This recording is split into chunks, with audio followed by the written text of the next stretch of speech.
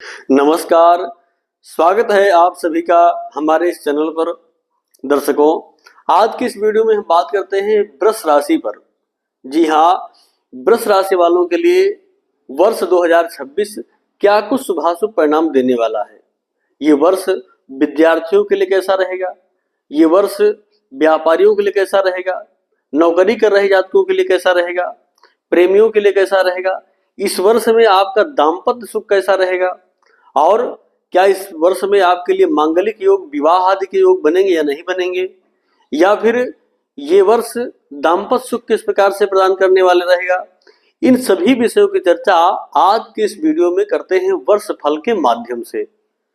यानी वृष राशि वालों के लिए 2026 क्या कुछ प्रदान करने वाला है, आज के इस वीडियो में विस्तार रूप से चर्चा करते हैं। दर्शकों, वृषभ राशि वालों के लिए देखें तो इस समय जो समय चल रहा है वो बहुत अच्छा तो नहीं कह सकते।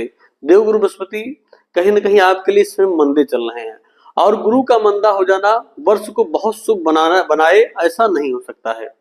तो गुरु, शनि और राहु, केतु, इन सभी ग्रहों को केंद्र बिंदु मान करके इस वर्ष को हम देखते हैं आपके लिए कि ये वर्ष आपको क्या कुछ प्रदान करने वाला रहेगा, कैसा रहेगा ये आपके लिए वर्ष। आइए चर्चा करते हैं, चिंतन करते हैं, चलते हैं बोर्ड की ओर। और सबसे पहले देखते हैं देवगुरु बृहस्पति को। गुरु आपके लिए इस समय किस प्रकार का परिणाम दे रहे हैं। दर्शकों, देवगुरु बृहस्पति शुभता के, उच्चता के कारक हैं और बड़े से बड़े शिखर पर ले जाने के कारक हैं। देवगुरु बृहस्पति ही शिक्षा प्रदान करने वाले, संतान सुख देने वाले, दाम्पत्य सुख देने वाले और व्यापार, करियर, सबको उन्नति प्रदान करने वाले हैं। ऐसे में गुरु इस समय आपकी राशि से द्वितीय भाव में गोचर कर रहे हैं। गुरु का द्वितीय भाव में गोचर करना आपके लिए बहुत अनुकूल परिणाम देने वाला हो ऐसा नहीं कहा जा सकता है। गुरु द्वितीय भाव में बैठे हैं, भले ही कुटुंब जनों का सुख प्रदान करने में सहयोग करेंगे, किंतु इनकी जो अमृतमयी दृष्टियां हैं वो दृष्टियां देखें तो कहीं न कहीं निरर्थक हो जा रही हैं। क्यों? क्योंकि वो उनकी जो दृष्टि है, देवगुरु बृहस्पति के पास विशेष दो दृष्टियां हैं, पंचम और नवम। ऐसे में गुरु की जो पंचम दृष्टि है वो आपके 6वें भाव पर पड़ेगी। अब 6वें भाव पर देवगुरु बृहस्पति दृष्टि डालेंगे तो ये भाव कोई शुभ भाव तो है नहीं, त्रिक भाव है। रोग, ऋण और शत्रु इनका विचार करते हैं, तो हो सकता है कि ऋण से थोड़ा सा उरण करने से मदद करें और शत्रु से भी आपको बचाने का कार्य करेंगे। लेकिन जिसके कारक हैं शिक्षा, संतान, ज्ञान आदि के, उनका तो अभाव कहीं न कहीं रहेगा ही। तो गुरु की ये दृष्टि इस समय देखें तो यानी वर्ष 2026 में 1 जनवरी से लेकर के 21 मई 2026 तक देवगुरु बृहस्पति यही परिणाम आपको देने वाले हैं जो मैं अभी आपको समझा रहा हूं। तो इनकी जो प्रथम दृष्टि है, पंचम दृष्टि 6वें भाव पर, वो बहुत अच्छा परिणाम देती हुई दिखाई नहीं पड़ रही। कब तक? 21 मई 2026 तक। उसके बाद दूसरी दृष्टि सप्तम भाव, सातवीं दृष्टि अष्टम भाव को जब देखेगी तो यहां पर भी ये भी भाव रहस्य का है और गुप्त विद्याओं का है, मृत्यु का भाव कहा जाता है। तो इस भाव पर भी दृष्टि डाल करके देवगुरु बृहस्पति कोई शुभता आपको प्रदान करते हुए दिखाई नहीं पड़ रहे हैं। तो गुरु की ये दो दृष्टियां को देखें तो वर्ष के आरंभ में आपके लिए बहुत ही सामान्य फल देती हुई दिखाई पड़ रही है। उसके पश्चात इनकी नवम दृष्टि जो होगी वो भी 10वें भाव पर होगी। राहु भी साथ में बैठे हुए 10वें भाव में। अब यहाँ पर बैठ करके भी इनकी दृष्टि जब 10वें भाव पड़ेगी तो कार्य क्षेत्र को कुछ प्रभावित करेगी, कहीं न कहीं परिश्रम का कुछ हद तक फल आपको प्राप्त होता दिखाई पड़ेगा। बाकी मूल रूप से देखें तो 1 जनवरी 2026 से 21 मई 2026 तक देवगुरु बृहस्पति आपके लिए अनुकूल परिणाम देते हुए दिखाई नहीं पड़ रहे हैं। अब बात करते हैं दूसरे ग्रह यानी शनि देव की पहले बात कर लेते हैं। शनि को ज्योतिष शास्त्र में दुख का कारण कहा गया है। ये दुख प्रदाता है और निश्चित तौर पर दुख देते हैं, इसमें कोई संदेह नहीं। क्योंकि जब इनका समय आता है तो ये व्यक्ति को बहुत परिश्रम कराते हैं, बहुत परिश्रम और रगड़ा देते हैं एक एक कार्य के लिए, और व्यक्ति इतना परेशान हो जाता है, भले ही वो कार्य अंत में बन जाए, लेकिन इतना रगड़ा देते हैं कि व्यक्ति परेशान हो जाता है शारीरिक और मानसिक दोनों रूप से। तो मूल रूप से देखें तो शनि भी दुख के कारक ग्रह है। अब शनि इस समय आपकी राशि से एकादश भाव में गोचर कर रहे हैं। एकादश भाव में गोचर करना शनि का कोई खराब फल देने वाला नहीं है, किंतु इनकी जो दृष्टियां हैं, इनकी जो दृष्टि हैं, जिन भाव पड़ेंगे उन भाव को विशेष रूप से प्रभावित करने वाले रहेंगे। क्योंकि शनि पूरे वर्ष भर यानी 2026 भर आपकी राशि से एकादश भाव में ही गोचर करेंगे। यानी जो इनका मैं परिणाम आपको बता रहा हूं, शनि का जो फल बता रहा हूं, ये पूरे वर्ष आपको प्राप्त होगा, इतना ध्यान रखिए। अब शनिदेव यहां पर बैठ करके जब अपनी तीसरी दृष्टि, इनके पास भी विशेष 2 दृष्टियां हैं और विशेष 2 दृष्टि इनके पास हैं, तो ये अपनी जो तृतीय दृष्टि यानी प्रथम दृष्टि इनकी जो तीसरे भाव को देखने की दृष्टि है, उस भाव तीसरे दृष्टि के द्वारा जब आपके लग्न भाव को देखेंगे तो आपके स्वास्थ्य को थोड़ा सा प्रभावित करने वाले रहेंगे। शारीरिक कष्ट, मानसिक कष्ट, दोनों कष्ट आपको देंगे ये शनिदेव, इनकी दृष्टि। और उसके पश्चात इनकी सप्तम दृष्टि जब पंचम भाव पर पड़ेगी तो विद्यार्थियों को भी भटकाव की ओर ले जाएंगे, विद्यार्थियों को भटकाव की ओर ले जाएंगे। संतान प्राप्ति की कामना है, चाह है, तो उसमें भी बाधित हो जाएंगे, बाधा उत्पन्न करेंगे। प्रेमियों के लिए भी संकट लाएंगे, बिखराव, तनाव के योग बनाएंगे। तो इनकी सप्तम दृष्टि भी शनिदेव की कहीं न कहीं आपके लिए वर्ष पर्यंत अच्छा फल देती हुई दिखाई नहीं पड़ रही है। अब बात करते हैं इनकी दसम दृष्टि के। दसम दृष्टि अष्टम भाव पर होगी तो ठीक है, स्वास्थ्य वर्धन करने वाले या आयु की वृद्धि करने वाले कह सकते हैं, या फिर अचानक एकाएक कहीं कहीं लाभ भी आपको दिला दे जहां से आपको उम्मीद ना हो। लेकिन 2 दृष्टि इनको देखें तो कहीं न कहीं वर्ष भर आपके लिए अनुकूल परिणाम देते हुए दिखाई नहीं पड़ रहे।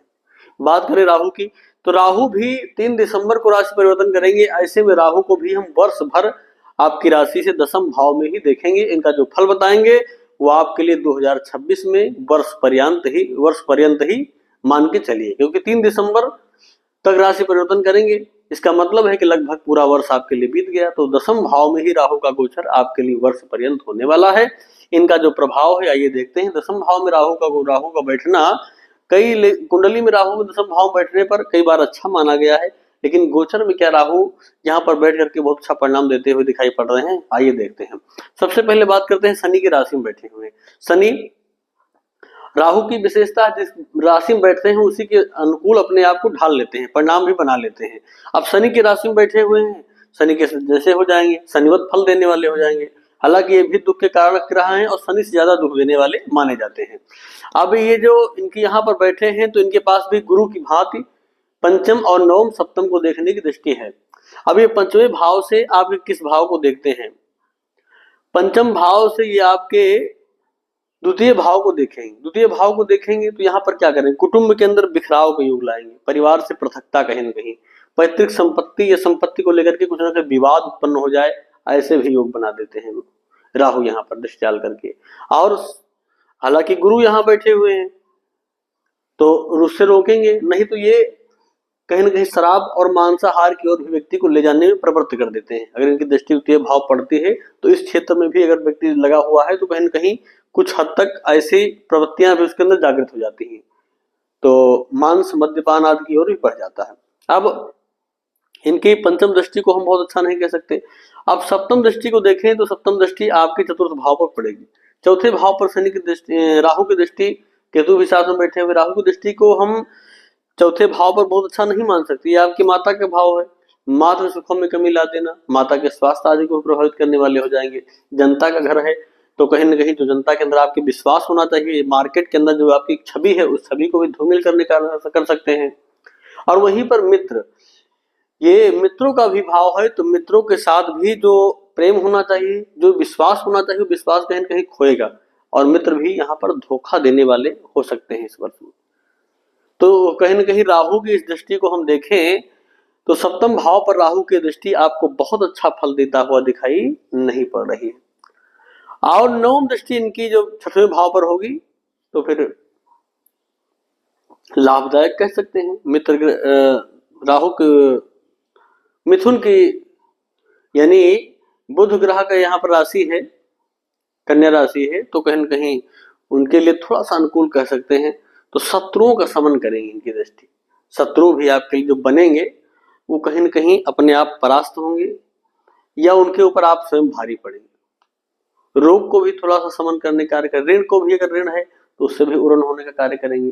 तो इनकी इस दृष्टि को हम कुछ हद तक फल दें, लेकिन मूल रूप से देखें तो इनकी 2 दृष्टियां जो आपको मिल रही हैं, चौथे में और द्वितीय भाव में, ये बहुत अच्छा परिणाम देती हुई नहीं दिखाई पड़ रही। तो कुल मिलाकर के कह सकते हैं कि राहु का गोचर भी वर्ष पर्यंत दसम भाव में बहुत अच्छा परिणाम देता हुआ दिखाई नहीं पड़ रहा है। लेकिन 21 मई 2026 के पश्चात जब देवगुरु बृहस्पति राशि परिवर्तन करके कर्क राशि में प्रवेश कर जाएंगे और अपनी उच्च राशि में आ जाएंगे, तो देवगुरु बृहस्पति उस समय आपकी राशि से तृतीय भाव में गोचर करेंगे। अब तृतीय भाव में गोचर कर रहे गुरु आपके लिए हर प्रकार से अनुकूल परिणाम देने वाले हो जाएंगे। गुरु जब यहाँ पर गोचर करेंगे तो इनकी पंचम दृष्टि आपके सप्तम भाव पड़ेगी, यानी 21 मई के बाद का जो मैं समय बता रहा हूं आपके लिए, 21 मई 2026 के पश्चात देवगुरु बृहस्पति जब तृतीय भाव में आपके राशि से गोचर करेंगे तब ये आपके लिए हर प्रकार से अनुकूल परिणाम देने वाले हो जाएंगे।